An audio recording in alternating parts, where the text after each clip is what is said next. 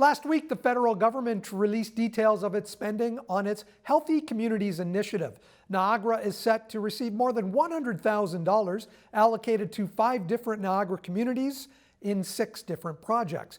Bryan Rose of the Niagara Community Foundation and Elisabeth Graham of Heartland Forest check in. Bryan, how were these projects decided upon? Well, thanks for having us, Mike. It's always a pleasure to join your program on YourTV.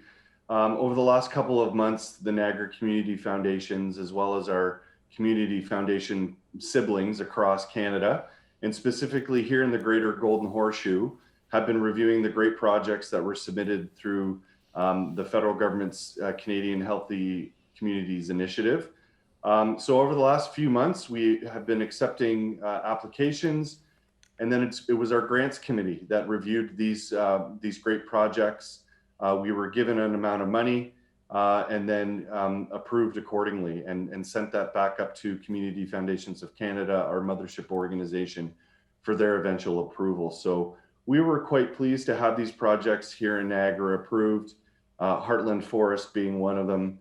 So it was a great process, easy to work with. We had great Community Foundation partnerships in the Greater Golden Horseshoe led by the Oakville Community Foundation. And it was a great experience. Elisabeth, at Heartland Forest, $24,000 approximately, and that will help you to continue your great commitment to helping those with disabilities access nature. It really will. Our greatest asset here is our 200 plus acres. And the need for nature has never been more, I think, felt in the community than it is now. And we obviously have a passion for all ages, all abilities. So in many ways, those with a disability and seniors have been the most significantly impacted in the pandemic. And we really wanted to take what our greatest asset is, and then that passion, and be able to provide more opportunities. So that was the sort of the essence of our grant request, and we were thrilled to be awarded that. How will you apply that $24,000 at Heartland? So we have 2 focuses. One is just providing free intergenerational activities for families, so that and they're accessible options.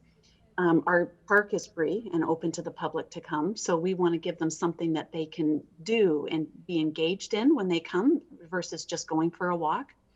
And then we're also investing in some digital supports, so that we can have some Wi-Fi hotspots. We're bringing electrical into the park side of the property.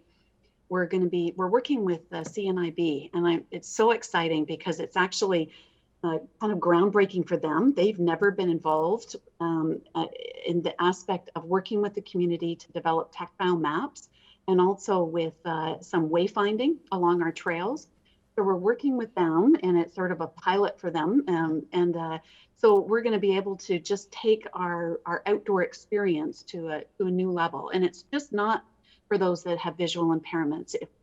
It'll be really helpful for anybody with a disability, having that additional those supports available to them. So, Bryan, you have other projects in St. Catharines, Ridgeway, Niagara-on-the-Lake as well? Yes, Mike. So there's been what we were very happy to see, and obviously, being an organization that represents, the 12 municipalities of Niagara, we always strive to try and find a great cross section of projects geographically based too. We really want to be able to support, all 12 municipalities from Grimsby to Fort Erie and everywhere in between. So some of the and again with this project, I think. We were very fortunate to be able to find projects that represent the different pockets of the region.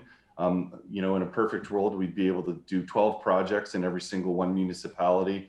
That's not always going to be the case, but I think in this case, we were able to get some great coverage.